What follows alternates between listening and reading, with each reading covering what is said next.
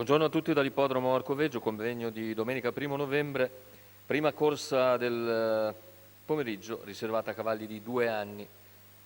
Sono 11 dietro le ali dell'Autostart, Cosmo Trio, Corazon Key, Caffè di Costa, Ciubu dei Greppi, Caviar Almas, Capriccio FB in prima fila, Citro Sodina Oil, Cecco BF, Quadrado Wisel, Catherine Recchi, Crinto Light in seconda. Favori netti per il debuttante Capriccio FB, Enrico Bellei numero 6.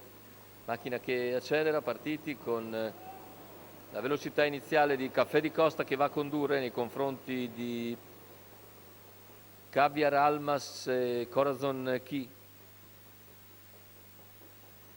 In vantaggio sulla piegata Caffè di Costa, mentre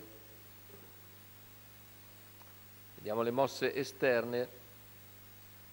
A largo vediamo Cecco BF che però è anticipato da Capriccio FB che avanza sul leader, attacca dopo 400 metri, ottiene strada, quindi il favorito debuttante di Enrico Bellei al comando dopo 400 metri in 31,9.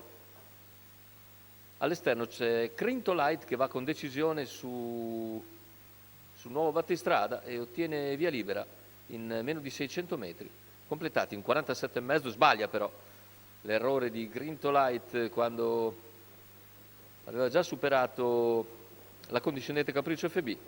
E così all'esterno ora c'è Cosmo Trio che progredisce, supera Caffè di Costa, al largo c'è anche Cecco BF,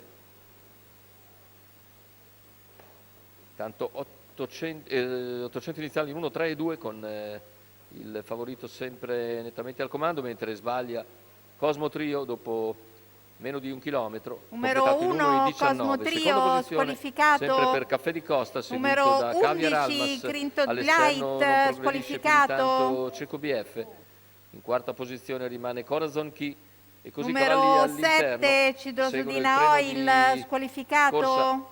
del battistrada Capriccio FB, seguito sempre da Caffè di Costa che si avvicina a metà dell'ultima curva, prova a ritornare sotto anche Cecco BF, poi Caviar Almas, all'esterno anche Quadrado Wise S, poi sposta però Corazon Key dalla quarta posizione, retta d'arrivo con Capriccio FB in vantaggio, ultimi 100 metri di gara con Capriccio FB che deve essere richiesto, ma nel finale controlla il tentativo interno di Caviar Almas che buon secondo davanti a Caffè di Costa, 1,18,4, 31,7 a chiudere, la vittoria al debutto per Capriccio FB, Enrico Bellei in sediolo, training di Afrim Schmidra, quota di 1,67 al totalizzatore.